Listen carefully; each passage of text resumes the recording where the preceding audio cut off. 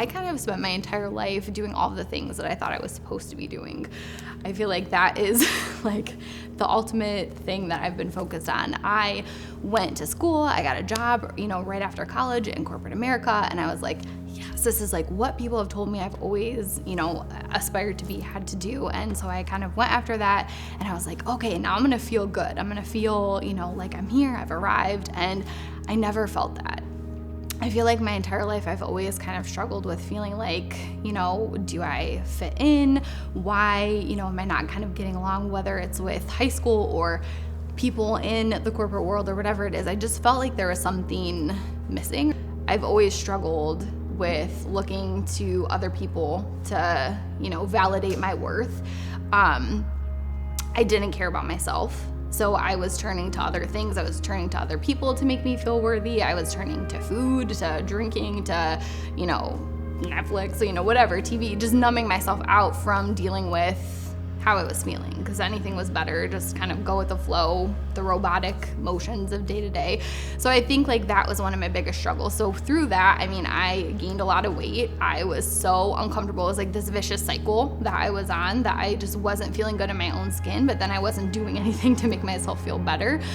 So I feel like that was that struggle. And no, God was not in my life like at that time when all of that was going on. That was kind of the point when my mom was like stepping in, and so that could have been, and probably was, God speaking through her to me, saying like, if you want anything to change, like you have to start with you.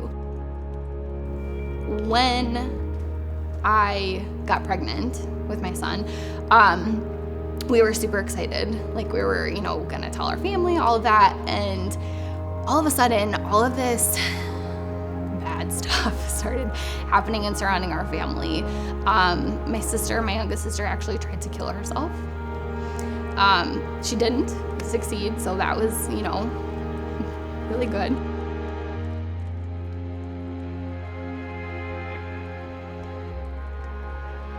My sister-in-law lost her battle to breast cancer. She was only in her 40s. So it was just, we found out this amazing news, and we didn't even tell our family, and all this stuff was happening. And so I just kept sitting there thinking to myself, like, all of this stuff is going on. Like, this pregnancy is not going to work out. Something else bad is going to happen. And it was just so overwhelming. But instead, it was good. We had a healthy baby. And the whole time, at this point, I wasn't like, all in with my relationship with God yet, but it got me starting to really think, there's no way we could have planned this. There's no way that we could have sat here and said, all of this bad stuff is going to go on right now in our life, but there's going to be this little light that's going to help carry us through.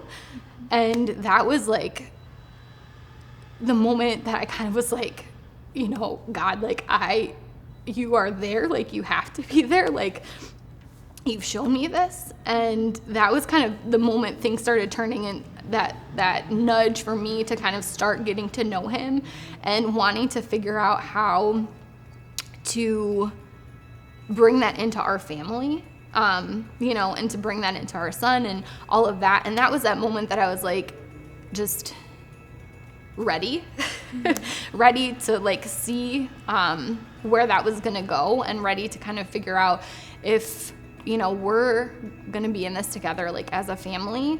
And if we're gonna figure out what we're gonna teach our son, I have to figure myself out first. I have to figure out my relationship with him, and I have to truly just figure out what I believe. And that's when I seriously bought my Bible. I had that at home for the first time. I didn't have one at home, and I just was like, I'm just gonna start reading. One day, my husband and I finally had a date after having our son. We finally got to go out together. So if you're a parent, you know that does not happen very often, especially at the beginning. And so you know that we had a long list of things that we were doing on said date, not just spending time together. It was, hey, we got to go to the bank, we got to drop some clothes off to donate. Like, we had this list. So, my husband just packed up the car, was driving around, and I didn't know where he was going, but he ended up cutting down a random side street in, Seven Hills area. And we get to the end, and I see this little lawn sign for this Neo church. And We're like, like, that sounds familiar. I wonder if it's a sign. And Seth is like, yes, it is a sign. Haha, get it? Because it was a sign. We pulled it up and we were able to start watching some of the sermons online and all of that. And we're like, yes, this feels right. This feels like a good spot, to be at. And so it's pretty crazy because we went once. In February, we again had another date. I wasn't ready. I'm like that first time mom that's like, my son can't go. Like, I don't know what it's going to be like. Like, we need to go and scope it out. So we went to one service and it was wonderful and we wanted to go back, and then everything happened with COVID and things kind of stopping. But it is pretty neat, I think, to me, because the next time that we are going, because we haven't been back yet, like physically, we've been watching virtually, is when we're doing the baptisms and I am actually getting baptized.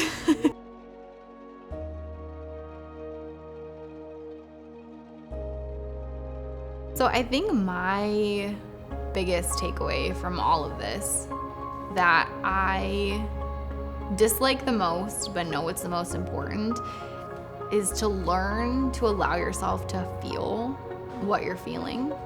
If we don't ever acknowledge what's going on, it just kind of stays there and it's trapped and it buries us and it weighs us down. If we acknowledge the good and celebrate the good and celebrate all of those happy feelings, then we also have to acknowledge when we're going through the times that don't feel so light, that feel heavy, that are going to challenge us, because every time we overcome them, that's what helps us to keep growing in Him, in ourselves, in our community. So we need to be okay saying how we feel and being brave enough also to say it to other people, because I think so often we feel like we're going through things on our own and we think there's something wrong with us, there's something wrong with me. But at the end of the day, there's so many of us that are feeling the things that you're feeling, that I'm feeling. And we have to remember that this is normal, that this is what this world is. This world is never going to be perfect. There's always going to be struggles and challenges and things that we have to overcome, because it reminds us of the beauty of what is to come. And so that's what's worth fighting for, I think, every single day.